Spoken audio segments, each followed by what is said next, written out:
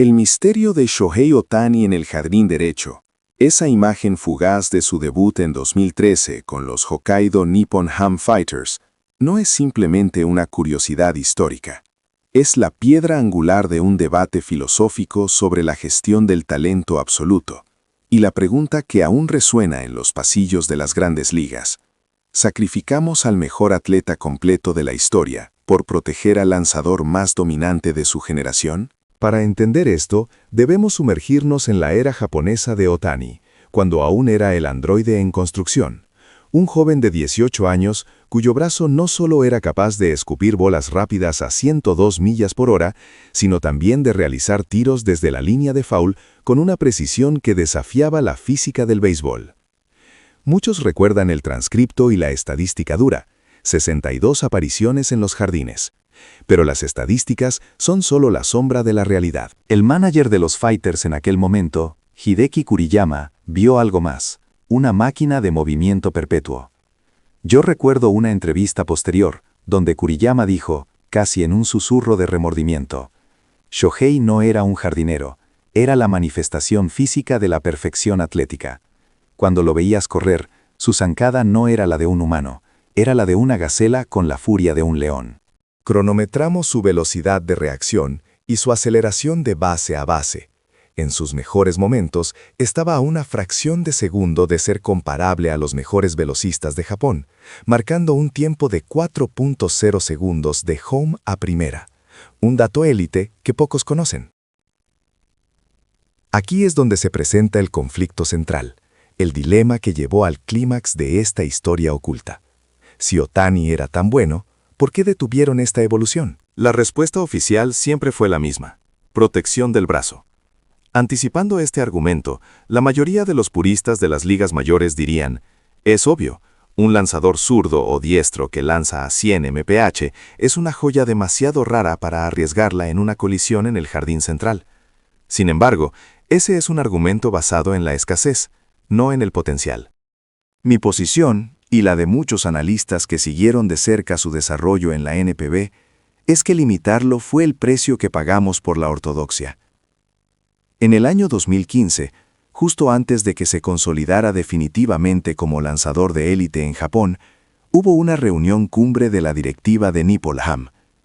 El argumento del entrenador de bateo, Yuji Takimoto, era firme. Si lo mantenemos en el jardín derecho, su bateo tendrá más oportunidades. Podemos conseguir un lanzador dominante en la agencia libre, pero jamás otro Ohtani que batee con poder de 40 jonrones y defienda así. Pero el cuerpo médico y el entrenador de picheo ganaron, impulsados por el miedo atávico a la rotura del ligamento colateral cubital, una amenaza constante que planeaba sobre su codo. La decisión de reducir su rol en el outfield se implementó de manera gradual, pero con una finalidad implacable. Se hizo más notorio su papel de bateador designado, y la chispa de verlo volar para robar una pelota cerca de la pared se fue apagando. Imaginen la frustración interna de Ohtani. Pese a ser el jugador más humilde, ¿cómo no sentir la restricción?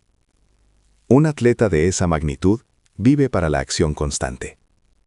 Esa es la diferencia entre ser un jugador de béisbol y ser un deportista, comentó el exjugador Masahiro Tanaka. Ohtani quería estar en el juego cada segundo. Quería el sudor, la tierra, el pique inesperado. Al encerrarlo en el rol de lanzador DH, se limitó una parte de su alma atlética. Se le robó la experiencia completa del juego. Cuando Ohtani cruzó el Pacífico y aterrizó en Anaheim en 2018, el debate sobre el jardín se había evaporado. Se convirtió en el prototipo bidireccional PDH que la MLB necesitaba desesperadamente para renovar su mercadotecnia. Parecía que la historia del jardinero Ohtani estaba muerta.